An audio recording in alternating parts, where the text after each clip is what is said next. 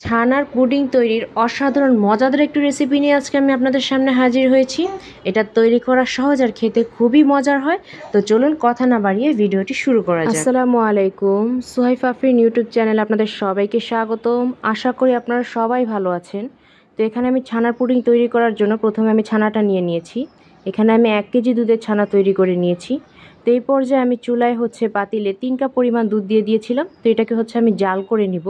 তো এই পর্যায়ে জাল করে এটাকে প্রায় 1 থেকে 1.5 কাপ পর্যন্ত করে নিয়েছি। তো এই পর্যায়ে আমি গুঁড়ো দুধ দিয়ে দিয়েছি। দুধটাকে আমি একটু ঘন করতে চাচ্ছিলাম।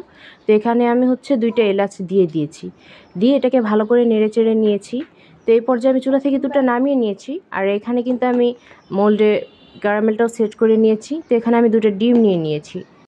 এখন কিন্তু এখানে আমি একটা ব্লেন্ডার নিয়েছি। তো প্রথমে আমি ব্লেন্ডারে 2টো ডিম ভেঙে নিচ্ছি। এরপর আমি ছানা অ্যাড করব এবং সাথে এখন আমি অ্যাড করছি ছানাগুলো। তো এখন এখানে আমি চিনি অ্যাড করব। আমি কিন্তু দুধ জাল করার সময় কোনো চিনি ইউজ করিনি। এখন এই চামচ পরিমাণ 3 টেবিল চামচ আমি চিনি এখানে অ্যাড করে দিব। তো এই পর্যায়ে আমি সামান্য লবণ অ্যাড করে দিচ্ছি এখানে। এরপর আমি এখানে আরও 2 টেবিল চামচ গুঁড়ো দুধ অ্যাড করে দিব। এবার আমি দুধটাকে ঠান্ডা করে নিচ্ছি। পুরোপুরি ঠান্ডা করা চলবে না, আঙুল ডুবিয়ে সহ্য করা যায় ঠিক ওই পরিমাণ ঠান্ডা আপনাকে করতে হবে। এর চেয়ে বেশি ঠান্ডা করা ঠিক হবে না। তো এই পর্যায়ে আমি এলাচিগুলো তুলে নিলাম। তো এখন আমি ঘন দুধটাকে ব্লেন্ডারে ঢেলে নিচ্ছি। তো এই পর্যায়ে এটাকে আমি পুরোটা ব্লেন্ড করে নিব। এই পর্যায়ে দেখতেই পাচ্ছেন আমার ব্লেন্ড হয়ে গিয়েছে, কত সুন্দর করে ব্লেন্ড হয়েছে। তো এটা এবার আমি একটা ছাঁকনির সাহায্যে সুন্দর করে ছেঁকে নিব। ছেঁকে নিয়ে আমার ক্যারামেল সেট করা যে মোল্ডটা আছে সেই মোল্ডে আমি ঢেলে দিব। ঢেলে দিয়ে আমি এটাকে চুলাতে দিয়ে দিব 30 মিনিটের জন্য। তো 30 মিনিট পর আমি ঢাকনাটা খুলে দেখছি।